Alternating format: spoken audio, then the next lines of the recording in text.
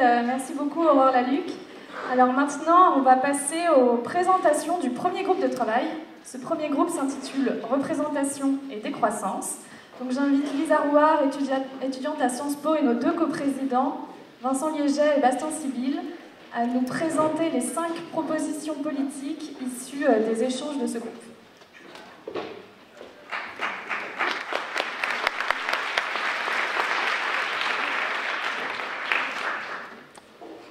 Merci Justine.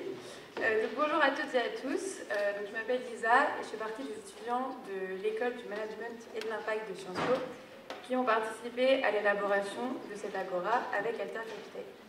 Donc aujourd'hui, je vais vous présenter le groupe de travail intitulé Représentation et décroissance, qui a en particulier partie d'une question qui a guidé le travail de ce long de ces mois, qui a été comment faire pour rendre la croissance désirable. Donc ce fil rouge a guidé nos réflexions collectives tout au long des mois qui ont servi à vous présenter ces propositions finales aujourd'hui. Donc en effet, nous sommes partis du constat que les représentations associées à un imaginaire de la croissance sont aujourd'hui omniprésentes dans l'espace public. Nous sommes confrontés en permanence à des incitations à la consommation et à mener des modes de vie qui sont en contradiction absolue avec le respect des limites planétaires. Donc les valeurs qui sont véhiculées par ces messages publicitaires constamment sont ainsi complètement déconnectées de tous les indicateurs de bien-être et sociaux de la société. En parallèle de cela, émerge une nécessité de réduire drastiquement notre consommation afin de maintenir des conditions de vie viables tout en répartissant équitablement les richesses. Donc on a des représentations qui doivent évoluer de manière radicale dans une logique de limitation de la consommation pour réduire notre impact environnemental, mais également dans une logique de promotion de modèles qui sont à cela plus désirables, notamment en réorientant la capacité éprouvée du marketing pour inciter à consommer mieux et moins. C'est dans cet esprit que le groupe de travail s'est donc concentré sur 2 enjeux interdépendants. Le premier est au sujet de la nécessité de sortir d'un imaginaire consumériste, en questionnant notamment la place de la publicité et sa compatibilité avec un mode de vie sobre. Le deuxième axe de réflexion porte sur la façon dont nous pouvons rendre plus désirables les idées de décroissance et de sobriété, et donc parvenir à casser les idées reçues à ce sujet, afin de mettre en avant leur rôle fondamental dans la transition énergétique et environnementale. Fort de cette base de travail, le groupe a donc élaboré 5 propositions, et je vais maintenant passer la parole à ses 2 coprésidents, Vincent Liéget, membre fondateur de l'Observatoire de la post-croissance et de la décroissance, et Bastien Sibylle, président de Licorne, pour vous les présenter. Merci beaucoup.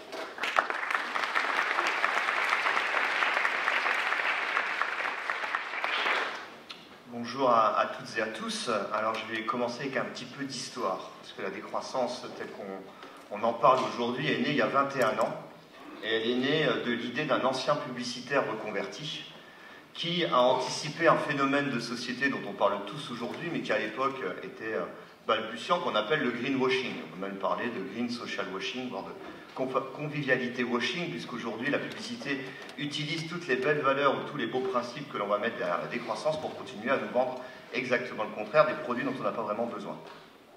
Et autour de ce terme, il y a aussi la rencontre avec des gens qui se sont réunis à la même époque, c'était fin février, début mars 2002, à l'UNESCO, autour d'un grand colloque qui s'appelait « Défaire le développement, refaire le monde ». Et très vite, autour de l'idée de décroissance, au-delà de l'alerte sur les limites physiques à la croissance, il y avait les limites culturelles à la croissance. C'est qu'on vit aujourd'hui dans le monde occidental, dans des sociétés qui ne sont pas soutenables, avec une empreinte écologique de 4 planètes, mais on est très loin de produire autant de bien-être, de joie de vivre, d'enthousiasme, de solidarité, d'entraide, de vivre ensemble, d'apaisement, de sérénité, je peux rajouter beaucoup de choses, par rapport à notre niveau de surconsommation, d'exploitation du reste du monde, des ressources de manière insoutenable. Et donc, on parlait de décoloniser l'imaginaire. Donc, de la critique de la publicité omniprésente dans nos sociétés, on a évoqué l'idée de voyager dans l'histoire des civilisations, dans notre propre histoire, comment nous en sommes arrivés là, et puis de voyager aussi, aller voir d'autres cultures et se projeter dans d'autres futurs désirables, en décolonisant cet imaginaire de la croissance, en décolonisant cet imaginaire économiciste où le bien-être se mesurerait à des points de croissance, se mesurerait à seulement ce que l'économie est capable de mesurer.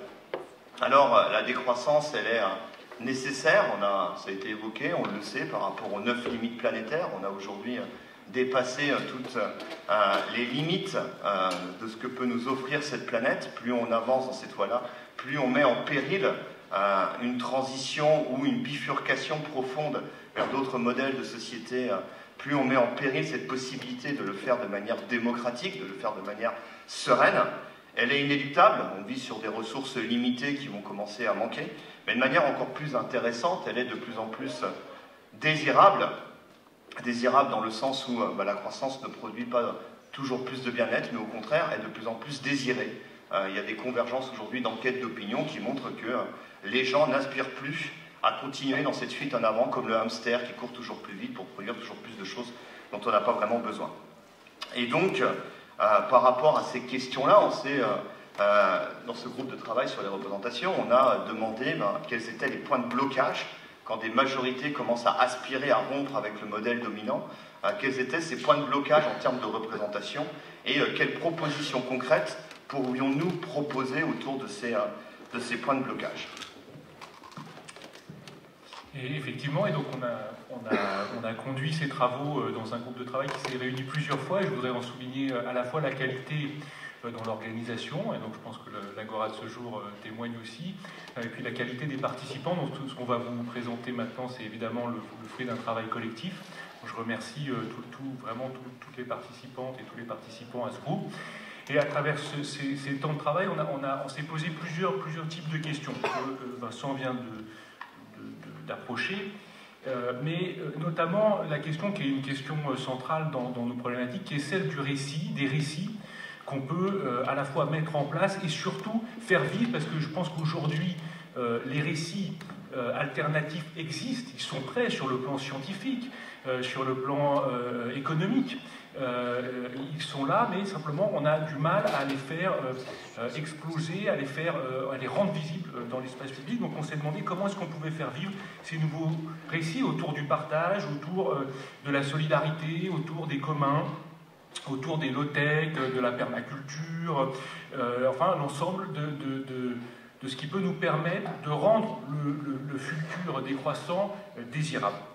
Et en face de ces nouveaux récits et de notre capacité à les mettre sur l'avant de la scène, qui se heurtent à des forces institutionnelles, pour reprendre ce qui a pu être dit par plusieurs intervenants dans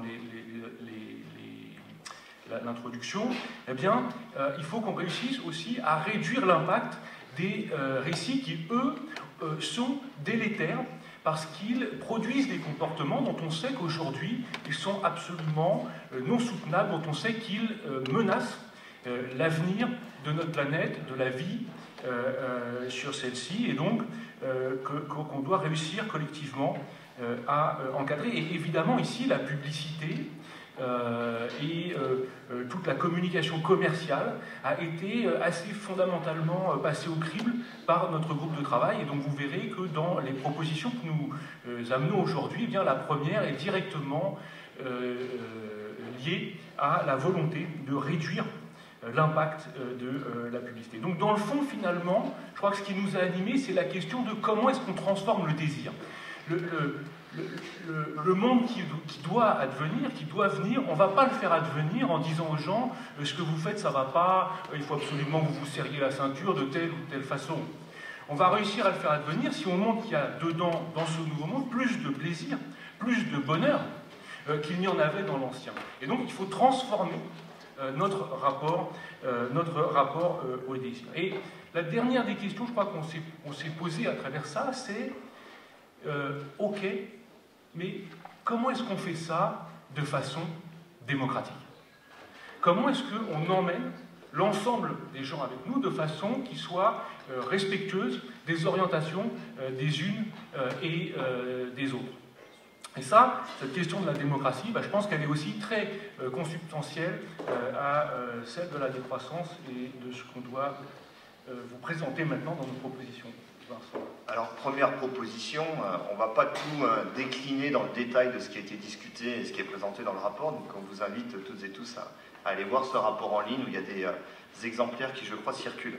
Donc la première est vraiment autour de ça, c'est comment réduire de manière extrêmement forte, de manière démocratique, mais aussi en associant les gens du secteur, c'est-à-dire le but c'est pas de mettre tout le monde au chômage, comment réduire de manière extrêmement forte cette agression publicitaire à laquelle nous sommes toutes et tous confrontés sans nous demander notre avis de manière quotidienne, à travers la publicité, je dirais classique, les affichages dans les rues, les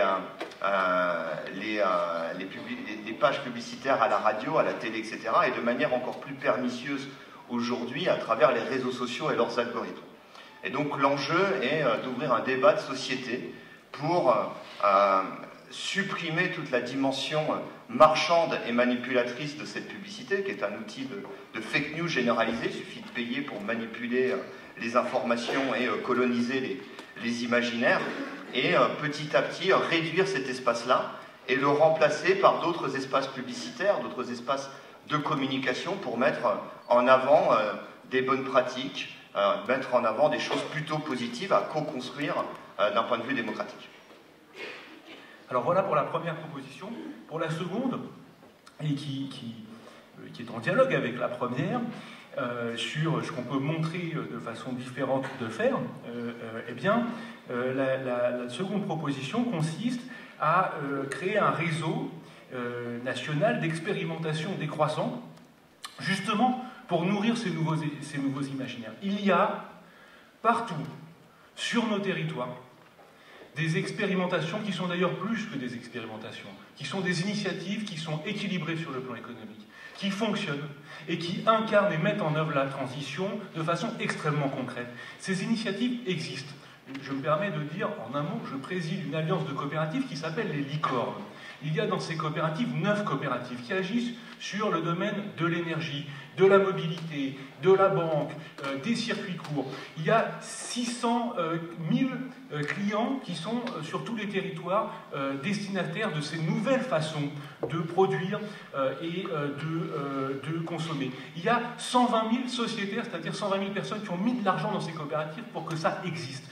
Donc partout sur les territoires, on a des initiatives qui peuvent nourrir l'imaginaire d'un questionnement des formes traditionnelles de croissance. Donc, mettons-les en réseau pour avoir cet ensemble d'initiatives concrètes sur tous les territoires. Et juste pour finir, je crois que là, le lien au territoire est absolument central. Il faut qu'on réussisse à faire des passerelles entre ces imaginaires et notamment les collectivités territoriales qui, au plus proche des habitants, des citoyennes, des citoyens, sont capables, 1, de les identifier, 2, de leur donner de la capacité d'action, et 3, de les faire voir. Troisième proposition, pardon, j'étais un peu long sur celle-là, je vais aller plus vite. Troisième proposition, celle de la transformation des productions culturelles. Vous l'avez compris, transformer le désir, c'est transformer la culture, c'est transformer une certaine culture d'une certaine façon d'être heureux qui est tellement historique et aujourd'hui tellement dépassée sur le plan historique. Et donc ça, pour le faire, eh bien, on a besoin de pouvoir s'appuyer sur l'ensemble des acteurs qui font vivre la culture, les artistes, les scénaristes, les écrivains, enfin je ne vais pas tous les citer, et de pouvoir les acculturer au questionnement que nous avons face à la croissance, à notre façon d'envisager sa réduction, de façon que dans les produits culturels qui sont proposés à l'ensemble de nos concitoyennes et concitoyens, eh bien, les images d'une croissance qui n'est pas compatible avec la durabilité du monde puisse être à minima circonscrite et au mieux décrite comme étant néfaste, comme on a pu l'avoir sur un certain nombre d'autres comportements. Aujourd'hui, quand on voit une cigarette sur un écran, normalement, eh bien, on va avoir quelque chose qui dit que bon, c'est pas complètement génial pour la santé. Bon, eh bien voilà, donc quand on voit dans des publicités, je pense à des copains d'Amérique du Nord qui me racontaient ça, quand on voit dans des publicités des SUV qui remontent des rivières dans lesquelles sont en train de frayer des saumons, eh bien ces comportements ne sont pas durables sur le plan écologique. Et je le dis parce que ces ONG avec lesquelles je suis en contact sont obligés de faire de la contre-publicité pour dire qu'en fait, c'est pas bien de faire ça. Pourquoi? Parce que les gens roulent dans les rivières avec des SUV alors que les saumons sont en train de frayer. De la troisième proposition. Quatrième proposition qui fait le lien avec ces trois premières, d'organiser partout des conventions citoyennes qui peuvent se décliner par thématique, par secteur, par territoire, autour de qu'est-ce que l'on définit, qu'est-ce qu'on entend par décroissance, qu'est-ce qu'on entend par sobriété, par convivialité, et autour de ces conventions citoyennes de réguler, d'organiser qu'est-ce que l'on considère comme étant interdit, qu'est-ce qu'on considère comme étant régulé et qu'est-ce que l'on considère comme étant à co-construire, à mettre en avant de toutes ces nouvelles narrations, ces nouveaux récits, ces nouveaux imaginaires à co-construire autour d'enjeux comme les gratuités, comme les communs, comme le care, comme l'écoféminisme, comme d'autres formes d'éducation, de santé, de solidarité dans les territoires et de manière générale de comment refaire société par rapport aux enjeux des limites environnementales et culturelles auxquelles nous sommes confrontés aujourd'hui. Et puis, dernière proposition, mettre en place partout des formations à la pensée systémique, des formations à ce qu'on appelle la décroissance, des formations autour de toutes ces questions-là, dans lesquelles, je crois, les sciences sociales, dans lesquelles d'autres manières d'aborder ces questions-là doivent être amenées. Je pense que la place des anthropologues, des historiens, doit être centrale, puisque la décroissance, c'est vraiment cette idée de faire des pas de côté. Ça ne consiste pas à faire la même chose en moins, mais à vraiment faire mieux, différemment et mieux. Et pour conclure, je souhaite quand même citer les gens qui ont participé à tout ce groupe de travail et les remercier. Donc Yasmina Auburtin, François Brien, Oulf Clerval, Jean-Philippe Descas, Sarah Denis, Paul Druhen, Mathilde Dupré, Christine Lollier-Brassac, Loïc Marcet, Sarah Turini, Oriane Wegner et Elisa Yapschitz. Un grand merci à toutes et tous pour votre attention et un grand merci pour ce groupe de travail.